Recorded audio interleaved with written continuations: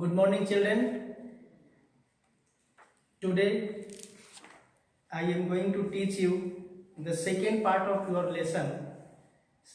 The lesson is set your standards high as written on this whiteboard. I have already taught you its first part, means first 8 lines.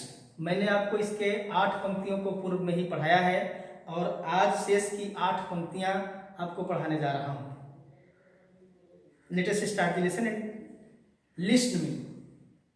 Think about your destination, but don't worry if you stray, because the most important thing is that you have learned along the way.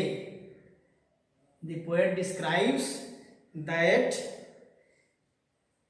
there should be no destination, whether you have reached or not.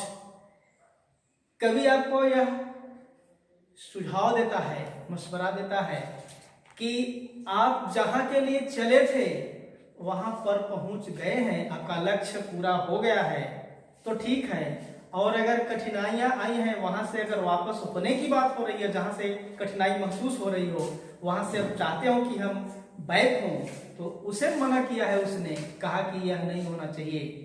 आपके कदम आगे बढ़ गए हैं तो वे पीछे नहीं हटें, कभी आपको यह सजेस्ट करता है.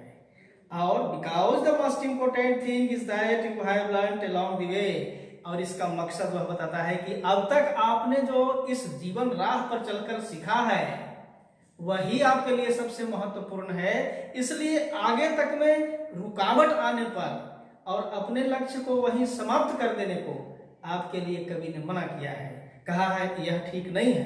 हमें तब तक चलना है जब तक हम गोल को प्राप्त नहीं कर लेते, जब तक हम अपने लक्ष्य को पा नहीं लेते तब तक चलना है, तब तक सोच हमको ऊंची ही रखनी है, उस चीज को पाना है जिसका हमने लक्ष्य कर लिया है. Second 4 line is as take all that you have become to be all that you can be. Soar above the clouds and let your dreams set you free. The poet has suggested you to fly free. ऊंची उड़ान भरने के लिए आपको कवि ने सुझाव दिया है इस पोएम में, और कहा है कि take all that you have become to be all that you can be.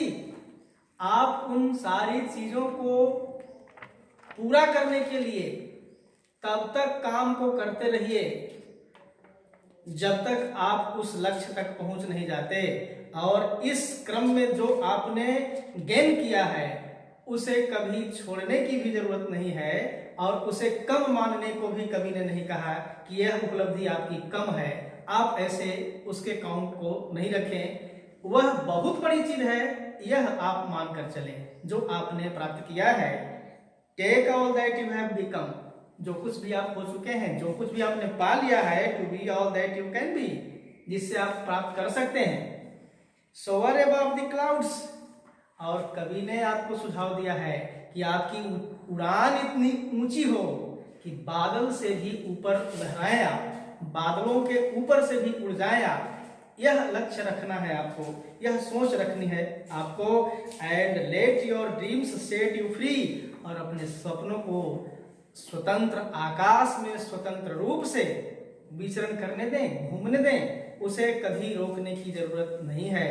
और अगर आप कल्पना ही ऊंचा नहीं कर सकते तो फिर आपकी जो पहुंच होगी वह ऊंचाई तक नहीं होगी. इसलिए कल्पना ऊंची रखनी है ताकि आप सबसे अधिकतम ऊंचाई को प्राप्त कर सकें.